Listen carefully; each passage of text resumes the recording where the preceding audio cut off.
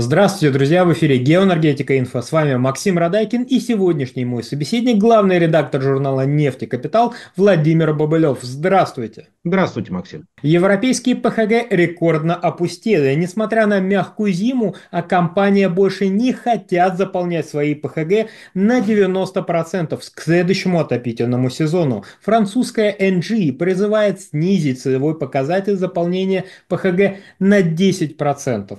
Владимир, вопрос такой, а если даже сейчас с их загрузкой осенью на 90% они проходят на тоненького, а им в дальнейшем-то хватит, или они собираются, так сказать, экономить дальше? Интересный вопрос. В принципе, может быть и хватит. И я должен сказать, что сами компании, которые закупают газ и потом, соответственно, хранят его в ПХГ, они боятся, как они сами говорят, не зимнего сезона, они боятся сезона летнего. Потому что именно летом нужно будет закупать большие объемы газа для заполнения европейских ПХГ. А вот тут возникает вопрос, где взять этот газ и сколько он будет стоить. И вот этот второй вопрос, наверное, да, самый главный.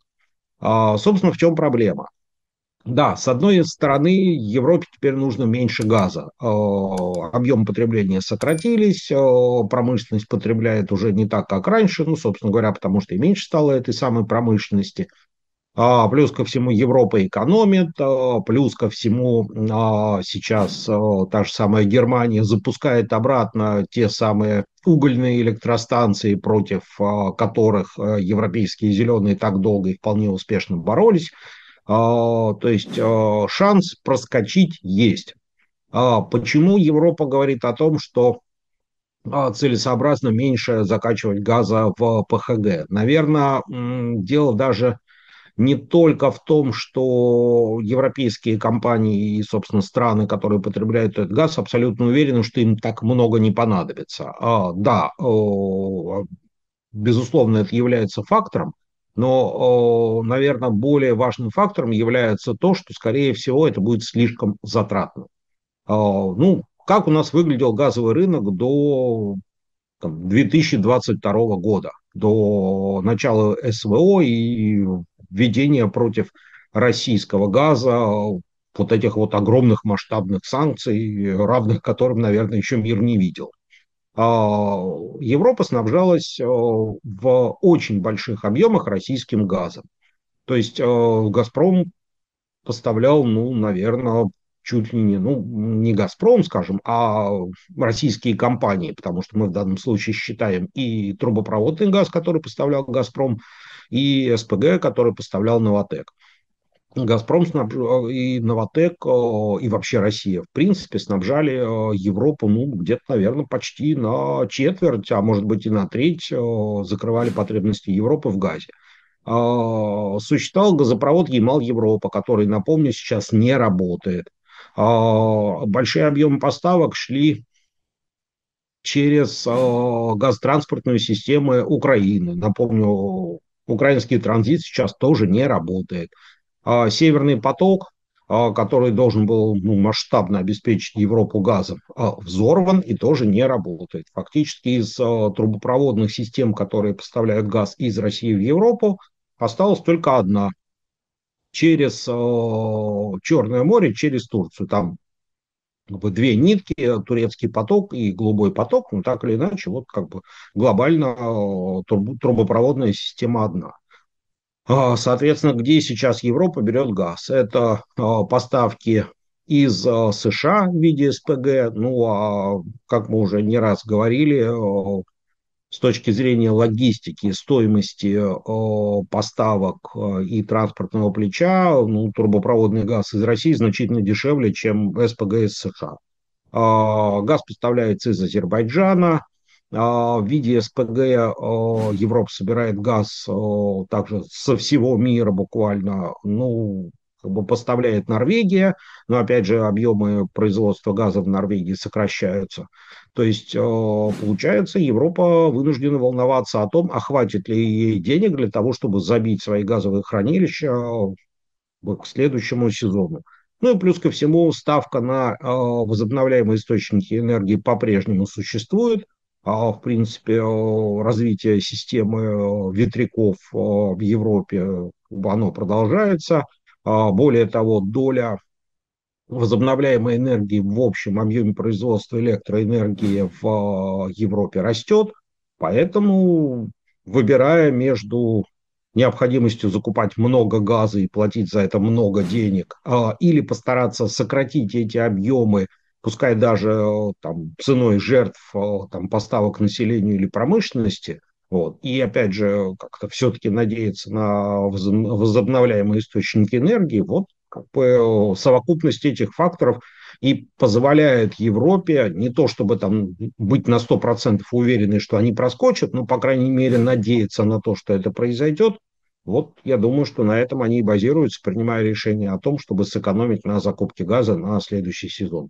В принципе, тогда, если продолжать разговор про потребление газа Евросоюзом, в принципе, они готовы к тому, что ряд отраслей у них уже умерли, и еще ряд умрут из-за того, что не только газ дорогой, как сырье, но и электроэнергия тоже значительно подорожала. Например, на примере Эстонии мы видим, что целлюлозная фабрика уже неделю не работает, потому что они не могут себе позволить потреблять электричество по такой цене.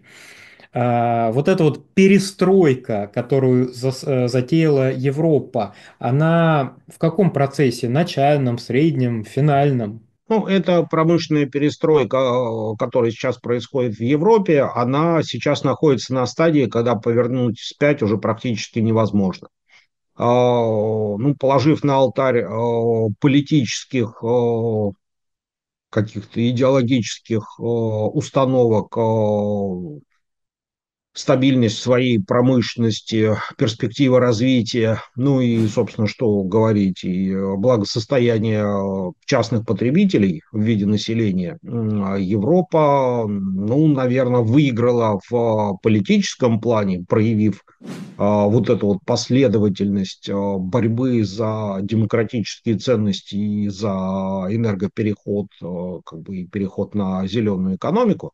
А с другой стороны, ну, видно по результатам, что не очень это получается хорошо с точки зрения практической пользы, эффективности и экономической целесообразности. Ну, вот как мы видим, как вы справедливо сказали, часть европейской промышленности свернулась, часть переехала в другие юрисдикции, где энергия дешевле, а также там, рабочая сила дешевле и возможность для дальнейшего развития выглядит более перспективной.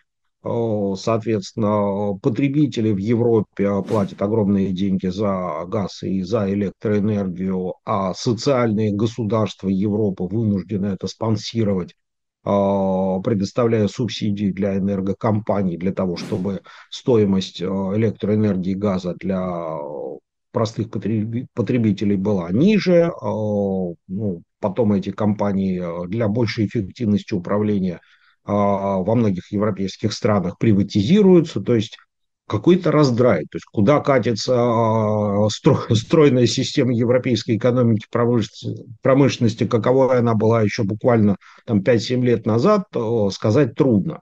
То есть предположить, что Европа ориентируется на как бы создание вот такого очага зеленой экономики и сделать акцент на сельское хозяйство, отринув промышленность как фактор для дальнейшего развития, ну, трудно сказать, насколько это реально, потому что сельское хозяйство в Европе тоже, в общем, прямо скажем, не самое выдающееся направление для развития. Ну, собственно, все помнят вот эти вот забастовки фермеров, вываливание навоза там к дверям префектур. В Европе не так уж и много свободных пахотных земель, которые позволяют прокормить всю Европу, да еще и продавать все эти ресурсы за рубеж в таких объемах, которые позволят сказать, что все, Европа выбрала свой путь, она больше не промышленный континент, а зеленый континент, который, соответственно, зарабатывает на сельском хозяйстве. Я просто напомню, что, например, существенная часть удобрений, которые Европа производила или закупала, они делались либо из российского газа, который поставлялся в Европу для производства удобрений, либо закупались, собственно говоря, в России. Они теперь тоже не закупаются, потому что санкции. И сказать о том, что Европа движется по какому-то осмысленному пути, и вот можно понять, какова цель, и они к этой цели последовательно идут, ну вот не поворачивается язык это сказать, пока похоже, что Европа мечется в поисках выхода из той ситуации, в которую, собственно говоря, она сама загнала себя вот этой вот политической борьбой против тоталитарной России, которая находится у нее под боком. Но результат, в общем, пока такой достаточно сомнительный. То есть мы сейчас можем говорить о том, что Европа мягко ищет стабильную позицию в столь нестабильном потоке времени. И, в принципе, теоретически возможно, что с сокращением промышленности они все-таки найдут тот уровень потребления, который смогут обеспечить внешние поставки СПГ. Пожалуй, да, тем более, что Европа до фактически последнего момента очень надеялась на США как партнера по всем этим и политическим, и военным, и экономическим инициативам.